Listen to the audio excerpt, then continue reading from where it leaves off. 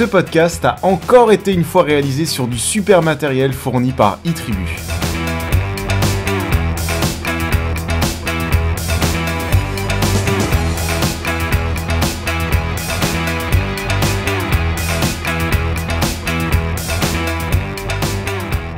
Bonjour à toutes et à tous, et vous ne rêvez pas, et moi non plus, il y a bien du soleil. Du soleil à Paris, et pour ce tournage où je vous souhaite la bienvenue dans cet épisode de la revue Tech Numérama, épisode numéro 20, je ne sais plus. Et oui, car il faut savoir que dans une contrée lointaine de France, proche de l'Allemagne, eh bien, le chiffre 20, eh bien, on prononce le T qu'il y a à la fin pour la simple et bonne raison que le vin, c'est liquide et ça se boit. Hop là.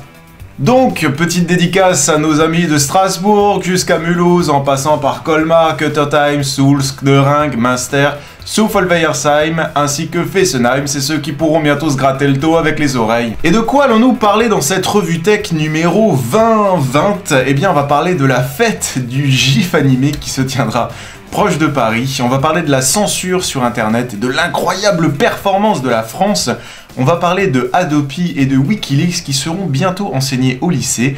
On va parler de la Poste qui va remplacer les timbres par des SMS. On va parler de livres numériques, de l'iPad 2. On va parler du Motorola Xoom, de Microsoft, de HP, de la téléphonie mobile et de plein d'autres choses. D'ailleurs, ça commence tout de suite avec les actualités du web et généraliste.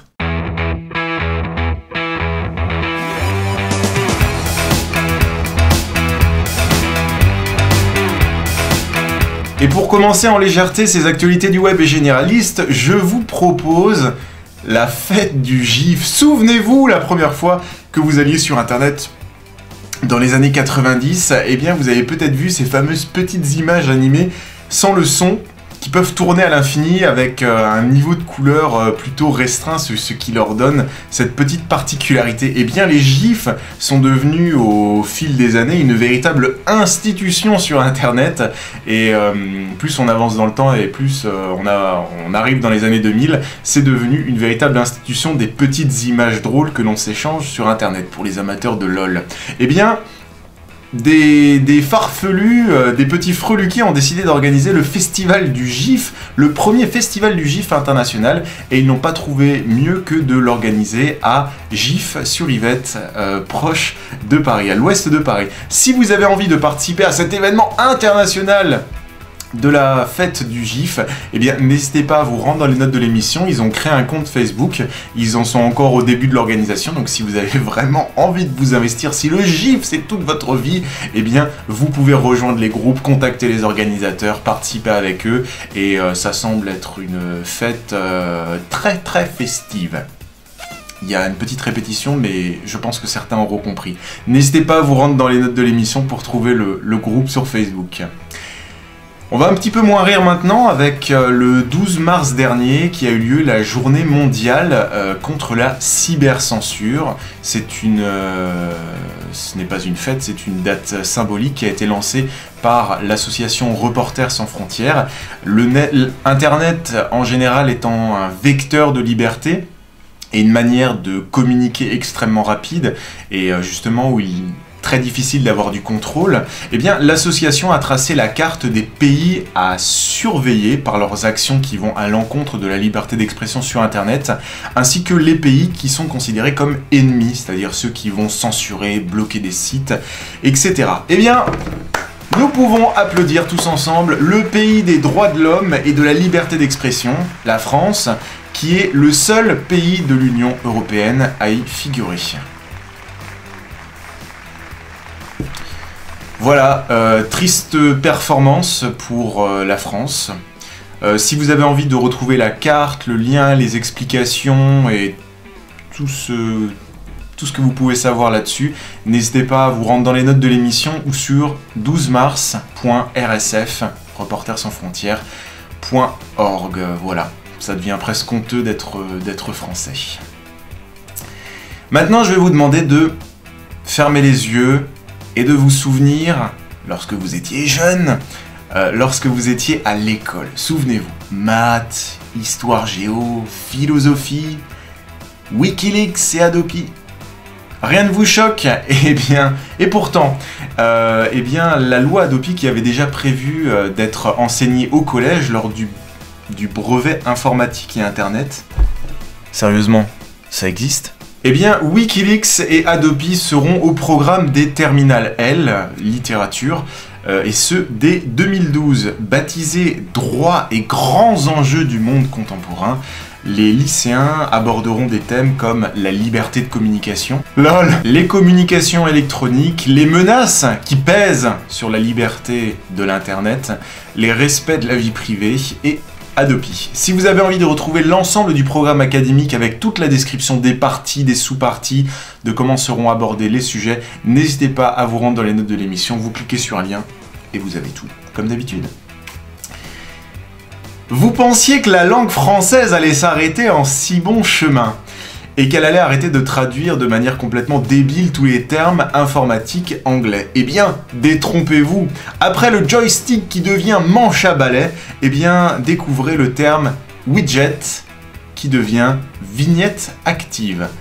Un bon mot bien long, bien composé, qui ne veut pas dire grand-chose au final, parce qu'un widget est avant tout une application de petite taille, et que, à ma connaissance, s'il y a des vignettes actives, il y a des vignettes inactives, ce qui n'existe pas. Et donc, en tant que podcasteur de la Revue Tech, je me dois de vous transmettre et de vous habituer à vous exprimer correctement en français. Et donc, je vous propose un petit cours d'une discussion que vous avez très certainement déjà eue au téléphone ou en visioconférence, mais cette fois-ci dans un français impeccable. La Revue Tech présente les cours de François le Français. Je voulais me rendre sur le site de mon registraire pour renouveler mon domaine de tête, mais ma liaison numérique asymétrique plantait. Impossible d'avoir son adresse. Heureusement, j'avais sur moi mon ordiphone avec mon abonnement chez un opérateur de téléphonie mobile sans réseau. J'en ai profité pour commander de l'encre en poudre, mais curieusement, j'ai eu un démon de messagerie. Maudit service de la toile. Et bien d'autres terminologies très connes d'une si belle langue qui est franchement en train de mourir, que vous pouvez retrouver dans les notes de l'émission si vous avez envie de rigoler, vu qu'il n'y a que ça qu'à faire. Entre la langue qui se barre, les libertés d'expression, futur nucléaire, vraiment pas quoi faire sérieusement. Je vais peut-être partir au Québec. Je sais que vous êtes grand nombre à regarder le Revue Tech de l'autre côté de l'Atlantique. Pourrait peut-être se faire quelque chose prochainement. Se passe un fil. Les philatélistes vont peut-être s'étrangler en entendant cette news, mais la Poste va remplacer, pour test, les timbres, ces fameux petits bouts de papier qu'on colle sur l'enveloppe, par des SMS. C'est la Suède, la Poste suédoise et le Danemark qui vont franchir ce cap et tester grandeur nature. Pour payer votre courrier, il n'y aura rien de plus simple. En fait, vous prenez votre téléphone, vous envoyez le mot timbre en suédois ou en danois à un numéro surtaxé, et en réponse, vous recevez un code, des chiffres ou des lettres, que vous notez à l'endroit où vous collez habituellement votre timbre. Et vous pouvez envoyer votre courrier, comme ça. Voilà, tout simplement. On va voir si ça va fonctionner. Je trouve ça vraiment très ingénieux. Et c'est vrai que ça permet de... Vous écrivez votre lettre, vous n'êtes pas à côté de la poste, vous envoyez un message, vous notez un numéro, vous le postez. C'est vraiment très pratique. Et on pense à la nature en même temps. Espérons que ce genre d'initiative descende jusqu'en France, qu'on puisse aussi en profiter. Skype, le très populaire logiciel de messagerie et de visioconférence, va peut-être, selon une rumeur révélée par le très sérieux Bloomberg Business, être intégré à Facebook.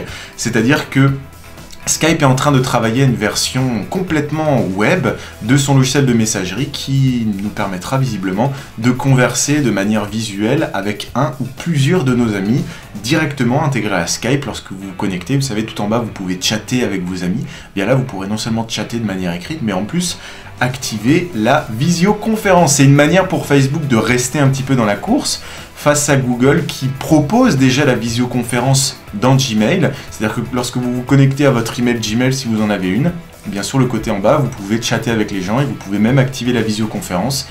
Et Google a prévu dans les prochains mois d'activer une visioconférence à plusieurs personnes, tout ça dans une fenêtre de navigateur. On va voir la suite, ça donne envie. Après l'industrie de la musique qui s'est complètement vautrée avec le virage Internet, mais aussi l'industrie du cinéma, les séries, la télévision et la presse actuellement, c'est au tour de l'industrie du livre de nous prouver qu'ils n'ont strictement rien compris à l'Internet, tout simplement. L'un des plus gros éditeurs de livres, à savoir HarperCollins, vient d'annoncer vouloir créer des e-books, donc des livres numériques, qui s'autodétruisent. À usage des bibliothèques uniquement pour le moment, HarperCollins a fait des études et s'est rendu compte qu'un livre physique, un livre papier, eh bien, devait être en moyenne emprunté 26 fois avant d'être complètement détruit, déchiré, ou qu'il y ait des pages qui manquent, ou plus utilisables pour la bibliothèque.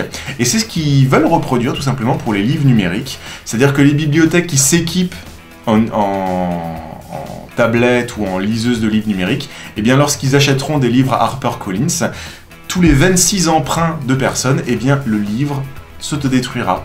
Charge à la bibliothèque de le racheter pour 26 usages supplémentaires s'ils souhaitent l'avoir. Voilà, bah j'ai peu de mots là qui me viennent en tête pour exprimer vraiment ce que je ressens. Cro-Magnon, macrocéphale, ectoplasme. Faudrait peut-être leur dire à HarperCollins que l'usure du papier, c'est un défaut du papier. C'est pas une fonctionnalité, c'est pas le mec qui a créé le papier qui s'est dit tiens, je vais faire en sorte que ça s'use plus on l'utilise et qu'on puisse le déchirer. Et que dupliquer un défaut de quelque chose de matériel sur un bien dématérialisé, c'est d'une débilité profonde. Et à la rigueur, c'est à la hauteur de leur capacité à innover. Tout en sachant qu'un papier bien conservé, comme qui dirait, ça peut durer des siècles, si ce n'est pas plus. Une affaire à suivre, on va voir comment HarperCollins va réagir à tout le remue-ménage que génère leur annonce de livres numériques qui s'autodétruisent. Je ne manquerai pas de vous alerter de la suite.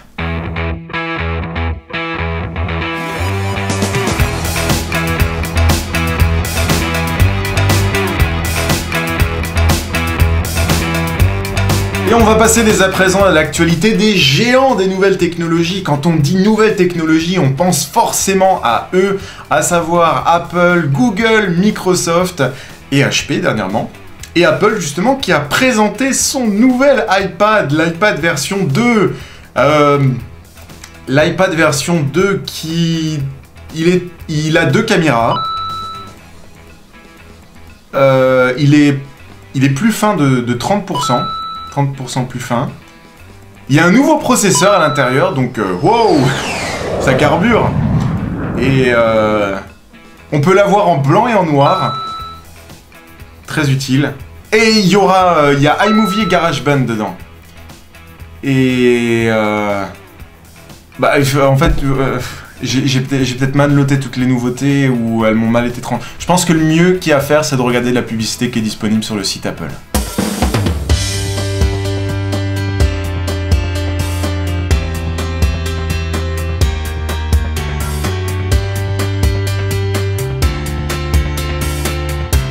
Salut, moi c'est Scotty. Pour l'iPad 2, on voulait vraiment faire un truc amazing, tu vois. Alors on a demandé à John du design de trouver un truc à rajouter. Bonjour, c'est John du design. Tous les iPads, je les fabrique moi-même dans ma cave et j'adore ça. Tous les matins, je cherche des gros rouleaux de 1,40 m de métal à aplatir et ensuite je perce des trous. Pour la protection, on s'est dit qu'on allait vraiment rigoler avec les copains. C'est une simple feuille de silicone comme pour les éviers japonais mais aimantée. C'est tout pourri. Tu te vois balancer ton iPad avec sa smart cover aimantée dans un sac à dos rempli de merde, toi? Alors tu vois, après, il faut quand même rajouter un truc ou deux dans le système. Là, on s'est dit qu'on allait rien faire, tu vois. iOS, c'est le même. Mais pour en vendre des brouettes entières à tous les Jean-Jacques, eh bien, on a rajouté un truc qui déforme ta tronche. Les cons, ils vont y passer des heures. C'est amazing. Et avec ça, bingo! Les neuneux, ils vont claquer 500 boules pour un truc qui fait visio que d'iPad à iPad, iPhone ou un Mac. Et en plus, on leur dira que c'est de la HD, alors que les caméras de l'iPad, elle est VGA et que l'autre, elle prend des photos toutes dégueu. C'est amazing! Ce nouvel iPad n'est donc qu'une simple mise à jour et ne vous faites pas avoir, même si Apple vous annonce de la visioconférence en HD. La caméra intégrée à l'iPad est une simple caméra absolument pas HD, elle est VGA. et que la seule manière d'avoir une moitié de visioconférence en HD, c'est si la personne que vous appelez dispose d'un des tout derniers modèles de MacBook Pro qui sont les seuls portables chez Apple à disposer d'une webcam en HD. Donc ce qui représente une probabilité de 0,0... Et que même si le câble qui vous permet de relier votre iPad à une télévision est indiqué comme Full HD, le câble supporte la Full HD, mais l'iPad, lui, continuera de vous streamer des films en HD simple. Donc, Apple met plus en avant le fait que le câble est Full HD, mais pas que l'iPad est HD. Ce qui fait qu'au final, vous vous retrouvez avec la même image que l'iPad 1. Voilà. Une petite mise à jour qui ne méritait peut-être pas le nom de version 2, mais au moins le prix reste inchangé à partir de 499$ ou euros, ce qui pose d'ailleurs beaucoup de soucis aux autres constructeurs de tablettes qui ont pour la plupart repoussé la sortie de leur modèle, sans parler de la Xoom dont les ventes se sont visiblement fortement ralenties. On va peut-être pas encore parler d'effondrement, mais ça sent le sapin. Au point de réduire fortement leur production. Voilà, selon les rumeurs, Apple aurait vendu quasiment 1 million d'iPad 2 lors du premier week-end d'ouverture des ventes aux USA, comme quoi le truc qui déforme les gueules, ça marche bien. D'autres éléments très perturbants chez Apple, ce sont les mises à jour des applications Amazon Kindle et Netflix. Si vous avez l'application Amazon Kindle sur votre iPad ou sur votre iPhone, ou ainsi que Netflix si vous êtes aux USA pour regarder des séries et des films, eh bien vous avez eu la surprise de pouvoir les mettre à jour. Le Kindle étant une liseuse de livres que vous pouvez acheter sur Amazon, et Netflix, comme je vous l'ai dit, c'est pour les Américains, pour pouvoir regarder des séries et tout. Eh bien, ce qui est assez étrange, c'est que, comme je vous l'avais dit dans l'épisode numéro 19, Apple a complètement interdit le fait que les applications puissent vous vendre des choses en vous redirigeant vers leur site internet. Parce que Apple a mis en place son système et ils veulent 30%. Voilà, c'est clair et net. Donc tous les journaux ou toutes les applications qui renvoyaient les gens vers leur site internet, qui ne passaient pas par le service d'Apple pour vendre des éléments, des films, des livres, etc. à l'intérieur de l'application, eh bien elles étaient tout simplement dégagées de l'App Store ou carrément désactivées. Voilà. Toutes les applications sauf Amazon, le Kindle d'Amazon et Netflix, assez bizarrement.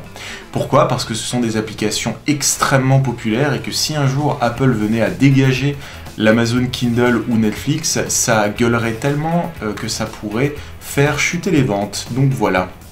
Voilà un peu le monde merveilleux de l'App Store. J'en perds mes mots avec ces petits passe-droits, ces interdictions et cette manière un peu étrange de gérer le catalogue. Un autre élément encore plus perturbant, décidément, la pomme est très perturbée en ce moment. Depuis la dernière mise à jour, c'est-à-dire si vous avez branché votre iPhone ou votre iPad à votre ordinateur, il vous a certainement proposé la nouvelle mise à jour iOS 4.3, eh bien, ce sont les applications en HTML5 que vous pouvez directement lancer dans Safari, c'est-à-dire vous lancez Safari, vous tapez par exemple gmail.com et vous avez une super interface de Gmail, comme si c'était une application, mais c'est depuis une interface web. Eh bien, des développeurs, et même vous pouvez tester, se sont rendus compte que lorsque vous lancez Safari et que vous tapez par exemple gmail.com, eh bien, vous vous rendez compte que l'application apparaît très rapidement. C'est dans le navigateur, vous pouvez aller dans vos mails, etc. Vous avez l'impression d'être dans une application, mais c'est un simple site internet. Si maintenant vous rajoutez sur votre écran d'accueil un petit icône qui vous amène automatiquement vers gmail.com, vous vous rendrez compte que la vitesse de chargement et d'affichage sera quasiment réduite de moitié. C'est-à-dire donc que Apple briderait les applications en HTML5 qu'elle ne peut pas contrôler vu que ce sont des sites internet entre guillemets, et les ralentirait très fortement lorsqu'on les ajoute à l'écran d'accueil, tout ça pour limiter leur usage. C'est vrai que entre cliquer sur un bouton sur le bureau et lancer Safari, taper l'adresse, il y a quand même une petite crevasse entre les deux. Et donc Apple a pour une fois réagi assez rapidement, vu que la polémique enflait sur internet, en indiquant que effectivement les sites internet lancés depuis l'écran d'accueil ne pouvaient pas bénéficier de l'ensemble des optimisations prévues dans Safari, ce qui fait qu'ils vont 2 fois plus rapidement. Voilà. Sans plus de détails, certains avançant un problème de sécurité. C'est-à-dire, si tu surfes, si tu cliques sur Safari et que tu tapes gmail.com, c'est sécurisé, mais si tu rajoutes un raccourci sur ton bureau qui te lance gmail.com, il y a des probabilités que tu te fasses infecter. La Revue Tech présente le SAV Apple. Un problème avec votre produit Apple? Contactez Steve. Hey Steve, quand je vais sur un site web depuis Safari, c'est plutôt rapide. Par contre, quand j'ajoute le site sur mon écran d'accueil, comme une application sauf que ça passe pas par l'App Store que tu contrôles, c'est super lent. Tu sais pourquoi? Ah, pour la sécurité. Bah oui, comme ça, si je me fais infecter, c'est plus lentement. Donc c'est sécurisé. C'est logique. Donc on va pas se mentir, hein, la réponse d'Apple est comme d'habitude incomplète, mystérieuse et très douteuse. Après les applications éjectées du store, les livres censurés, voici la censure des applications web que Apple ne peut pas contrôler, et notamment les 30% qu'elle veut grappiller. Va peut-être changer de plateforme d'ici l'été. Hein, pour ceux qui ont un iPhone, n'hésitez pas à y réfléchir. On va aller de l'autre côté des nouvelles technologies, du monde des nouvelles technologies, on va aller chez Microsoft. Je vous l'avais annoncé il y a quelques semaines dans l'épisode précédent où je vous avais dit que Microsoft avait officieusement racheté Nokia. C'était une petite prédiction en fonction des éléments disponibles sur Internet. Eh bien, c'est officiel et c'est véritablement vrai. Microsoft a bel et bien déposé un chèque de 1 milliard de dollars. Haha, démasqué pour se payer Nokia. Et cette transaction est désormais sous l'œil de l'autorité américaine qui juge le deal très risqué pour Nokia. Plus de 290 pages sont disponibles publiquement. Vous pouvez les retrouver dans les notes de l'émission. Et autant de points négatifs mis en avant comme la jeunesse de Windows Phone 7, la réactivité des concurrents comme iOS et Android.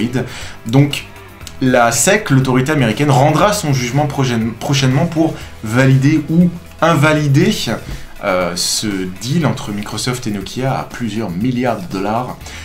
Et si elle l'invalide, ça pourrait même être fatal pour Nokia. Donc à voir pour la suite, et je ne manquerai pas de vous tenir au courant. Concernant Windows Phone 7, plein de bonnes nouvelles, la première, c'est la barre des 9000 applications du market, de l'endroit où vous pouvez acheter des applications sur votre Windows Phone 7, la barre des 9000 applications a été franchie. Bon, bravo, mais il faut encore un petit peu s'activer pour réussir à rattraper Android qui a plus de 220 000 ou 250 000, et l'App Store qui a dépassé les 300 000.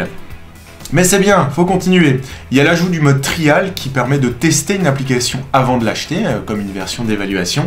La possibilité pour les développeurs de distribuer des applications open source, et ça c'est vraiment une très bonne nouvelle. Et vous n'avez rien à faire, mis à part mettre à jour votre Windows Phone 7 si vous en avez un, pour bénéficier de tous ces avantages. Personne? Mais même pas au fond. Sachez aussi que la technologie Kinect, la même qui vous permet de danser devant votre Xbox,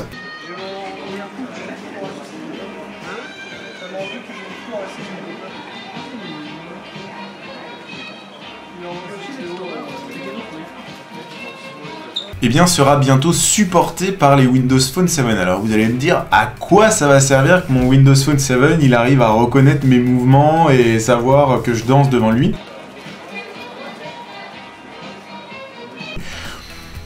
On n'a pas trop d'informations ni d'explications, mais ça laisse à penser que ça peut être très pratique dans tout ce qui est réalité virtuelle. Vous savez, quand vous filmez une scène et que sur l'écran de votre iPhone, vous avez l'image de ce que vous filmez avec des choses qui sont rajoutées de manière complètement dynamique lorsque vous bougez. Ça peut être très pratique lorsque vous visitez une ville, il vous suffit de sortir votre téléphone et vous voyez ce que vous filmez, et par-dessus ça vous rajoute, là il y a un restaurant, là il y a ça, là c'est bien, là c'est un pote sur Facebook. Ça peut donc être très sympa.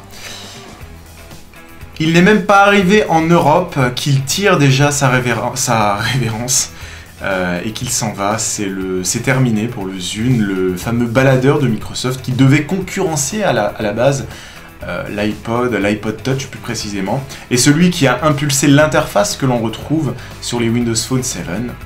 Voilà. Il est né en 2006 et il va mourir en 2011. Hasta la vista, Zune. Microsoft qui visiblement ne souhaite pas récupérer le nom Zune pour d'autres produits futurs et qui fera progressivement migrer la plateforme d'achat de musique comparable à l'iTunes Store sur le Xbox Live. L'un s'éteint, l'autre s'éveille. Non, la revue Tech n'est pas sponsorisée par Volvic, mais je parle bien de l'arrivée de Internet Explorer 9, le nouveau navigateur de Microsoft qui propose enfin un navigateur digne de ce nom, respectant un peu plus les standards, poussant la technologie HTML5 pour des sites dynamiques sans flash. Enfin crieront les développeurs web, même si cette version n'est pas parfaite, elle donne de l'espoir pour l'avenir du web. Il faut se rappeler que lorsque vous créez un site internet, si vous voulez qu'il fonctionne avec Internet Explorer version 8 ou 7, il faut redévelopper plein de parties et c'est super chiant. Et si vous voulez qu'il fonctionne avec Internet Explorer 6, il faut quasiment tout redévelopper. Voilà, si vous avez envie d'installer ce nouveau navigateur sur votre ordinateur, c'est très simple. Il vous faut un ordinateur équipé de Windows Vista ou 7 et il vous suffit de lancer le Windows Update, ou peut-être qu'il s'est lui-même déjà lancé près de l'heure ou lorsque vous éteignez votre ordinateur. Donc voilà, c'est très simple et il faut le faire. On passe dès à présent à Google qui va devoir montrer patte blanche à l'Europe et aux USA en ce qui concerne son algorithme d'indexation des sites. Parce qu'il faut savoir que lorsqu'on fait une recherche Google, on dit bah c'est génial, je trouve tout ce que je veux sur Google, mais que derrière tout ça, il y a des kilomètres et des kilomètres d'algorithmes mathématiques qui font qu'un site va être premier, l'autre va être deuxième, l'autre va se retrouver à la 10e page, et que cet algorithme mathématique est annoncé par Google comme neutre. Il juge les sites en fonction de leur pertinence. Point. Malheureusement, il y a de trop nombreuses plaintes qui s'accumulent de sites qui ont vu leur position complètement dégringoler à partir du moment où Google proposait un service similaire au leur. Voilà. Donc les investigations sont en cours et je ne manquerai pas de suivre cette affaire qui est un petit peu étrange lorsque l'on connaît Google ouvert sur le web, ne pas être le diable et un petit peu étrange, mais c'est vrai qu'il y a énormément de sites qui ont dégringolé à partir du moment où Google proposait un service similaire. À voir pour la suite. J'en ai parlé juste avant pour l'iPad 2, ce sont de très mauvaises ventes pour la tablette annoncée comme une révolution, la Motorola Xoom. Et ben depuis la sortie de l'iPad 2, c'est un petit peu difficile à tel point que la production aurait carrément été extrêmement réduite et Motorola a décidé de réagir en annonçant un modèle de tablette Xoom à 599$, c'est-à-dire le même prix qu'un iPad 2 de composants de capacité égale, c'est-à-dire 32Go Wi-Fi sans 3G. Elle est équipée d'Android version 3 qui malheureusement a pas mal été critiqué à sa sortie comme un système plutôt buggé et pas fini. Alors ça n'empêche pas d'utiliser la tablette, mais à 800€, quand tu te retrouves à la fin avec un système pas top, ça fait un peu chier. Une mise à jour est censée arriver très prochainement, Android version 3.1, qui est censée enfin corriger tous ces petits soucis et terminer ce qui a été commencé. Samsung aussi a décidé de reporter l'ensemble de ses tablettes et d'elle aussi annoncer des modèles uniquement Wi-Fi qui seront à des prix très similaire de l'iPad, ce qui est une très bonne chose, parce que pour une fois, un produit Apple fait descendre le prix du reste des concurrents. C'est pas du tout la même chose dans les ordinateurs. Concernant HP, eh bien HP a tenu une nouvelle conférence, cette fois-ci avec un peu plus de biscuits concernant le fameux WebOS, son nouveau système qui va équiper ses téléphones, ainsi que sa tablette, et ce dès avril, mai, juin. On ne sait pas trop quand ça va sortir, mais ce sera dans ces eaux-là.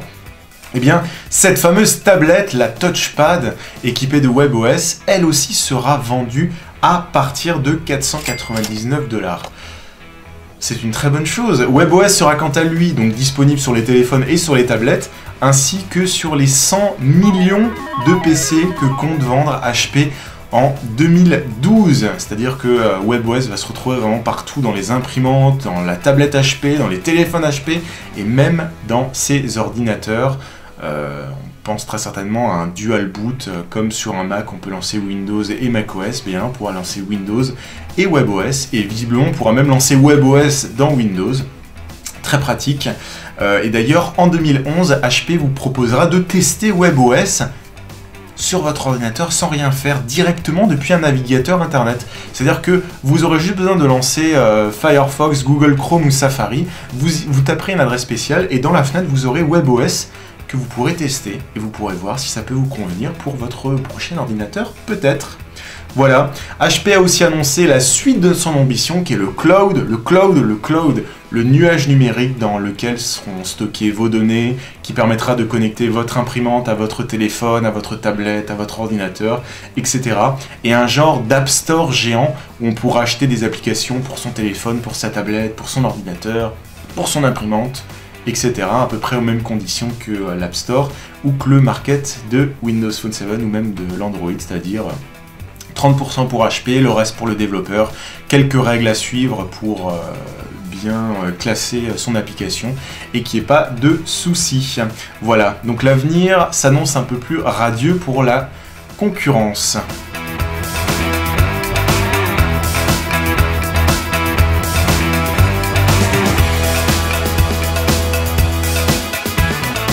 On va un petit peu parler des actualités téléphonie dans la revue Tech avec Free, le tribulon des télécoms, celui qui a démocratisé l'accès à Internet auquel vous devez vous abonner par Internet, pour ceux qui s'en rappellent au début, va enfin ouvrir des boutiques physiques. Elles sont 6 pour le moment et elles vont ouvrir soit dans Paris, soit aux alentours.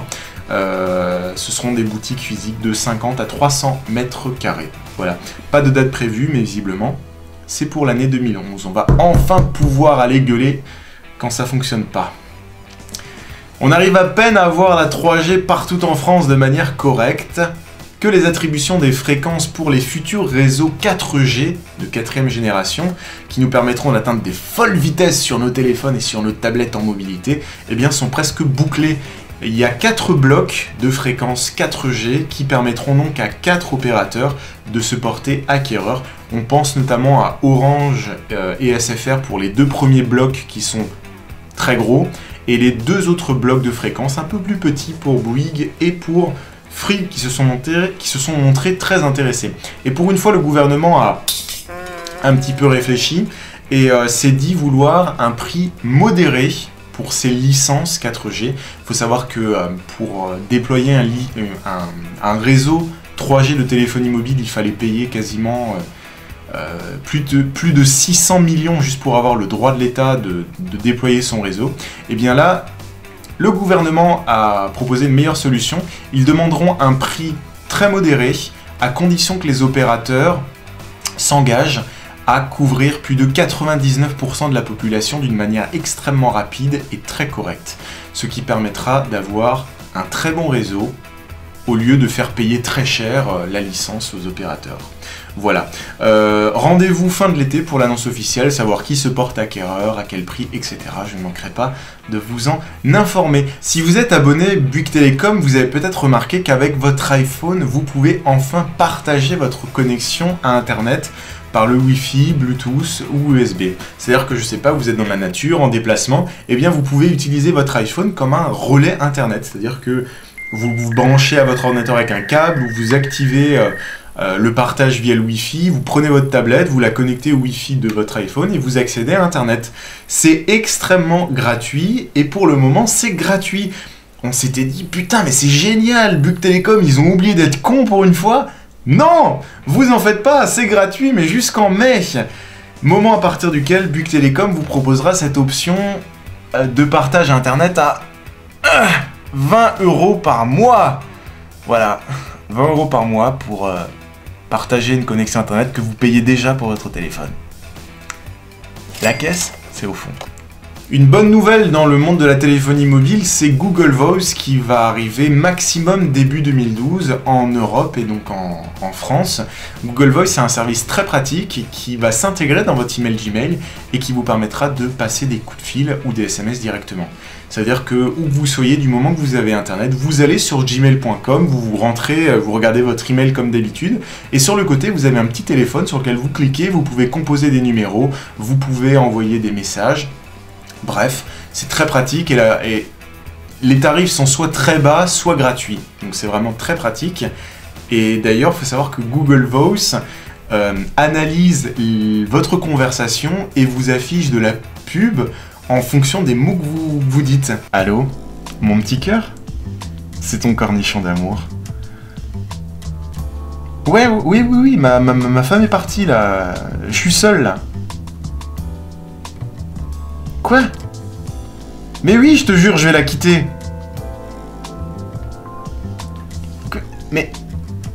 Mais mon petit macaron au sucre, on en a déjà parlé des centaines de fois. Un service donc à découvrir très prochainement dans votre email Gmail. Certainement avant la fin de l'année, vous aurez une petite bulle apparaître. Vous verrez une petite bulle apparaître, vous invitant à passer vos appels directement depuis votre navigateur.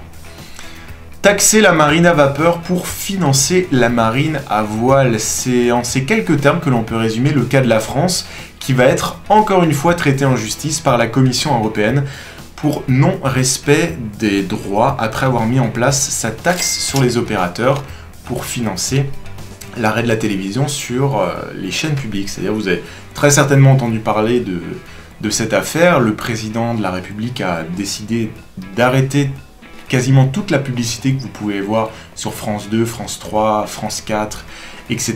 Mais que si on arrête de faire de la publicité, il faut bien que les sous tombent ailleurs. Donc ils ont mis en place une taxe à hauteur de 0,9% sur les revenus de tous les autres opérateurs, Orange, SFR, Free, Bouygues, etc.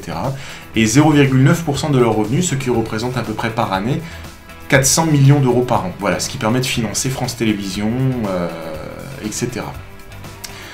Eh bien, la commissaire européenne indique que c'était la dernière chose à faire et que c'était vivement déconseillé et que ça a déjà été vivement déconseillé et rappelé de taxer les opérateurs qui sont considérés comme le moteur de la croissance. Mais il faut savoir qu'en France, quand quelque chose marche, on ne le laisse pas marcher, on le taxe. C'est logique. Et donc la France est désormais en procédure d'infraction avec Bruxelles qui engage toute la machine juridique et peut-être que notre président devra trouver une autre astuce de taxes pour payer tout simplement l'audiovisuel et toutes les chaînes publiques françaises. Je ne manquerai pas de vous tenir informé de la suite. Concernant les petites applications pratiques, eh bien si vous êtes constamment connecté à Facebook, vous ne pouvez pas vous empêcher de taguer les gens sur des photos ou de les poker, eh bien vous pouvez être constamment connecté à Facebook sur votre Mac grâce à FaceTap, qui est une petite application qui vous affiche Facebook à côté de l'heure, en continu comme ça, et vous pouvez y accéder d'une manière très simple et très élégante, directement dans la barre de l'heure. C'est très pratique, c'est gratuit, et c'est disponible dans le Mac App Store, ou dans les notes de l'émission si vous avez juste envie de cliquer sur un lien. Si vous avez un téléphone Android et que vous avez envie d'avoir un vrai lecteur multimédia complet avec toutes les fonctions, eh bien vous pouvez dès à présent télécharger Winamp, qui est officiellement sorti en version finale et qui dispose de toutes les options pour écouter des fichiers multimédia, votre musique, pour lire des radios, Shotcast, pour importer votre bibliothèque iTunes et plein d'autres options à retrouver sur le market d'Android ou dans les notes de l'émission si vous avez juste envie de cliquer sur un lien. Et c'est déjà la fin de l'épisode numéro 20 ou 20, ça dépend où vous habitez. Ne me regardez pas comme ça, c'est difficile aussi pour moi. Bon allez, raccroche. Non, toi d'abord. Vous pouvez retrouver l'ensemble des liens, des applications, des vidéos, des traités, des engagements, trucs juridiques ou des documents dans les notes de l'émission qui se trouvent sur numerama.com, le site qui vous fait réfléchir le numérique. Et on n'a pas beaucoup qui font réfléchir. Vous pouvez aussi les retrouver sur macplus.net, le site de l'actualité Apple et des nouvelles technologies au jour le jour, ainsi que welovemac.net, le site où vous pouvez dénicher des applications, des fonds d'écran, plein de goodies graphiques. On ne sait pas où ils les trouvent, mais ça peut changer votre vie. Vous pouvez aussi retrouver la revue Tech sur iTunes, ainsi que sur l'ensemble des sites de vidéos en streaming qui apparaissent. Et n'oubliez pas, où que vous regardiez la revue Tech, mettez des petites étoiles, votez, et si votre plume a envie de fouler le papier numérique, n'hésitez pas à laisser un petit commentaire. Voilà, je vous souhaite une très bonne semaine à tous, et je vous dis à bientôt. Ciao.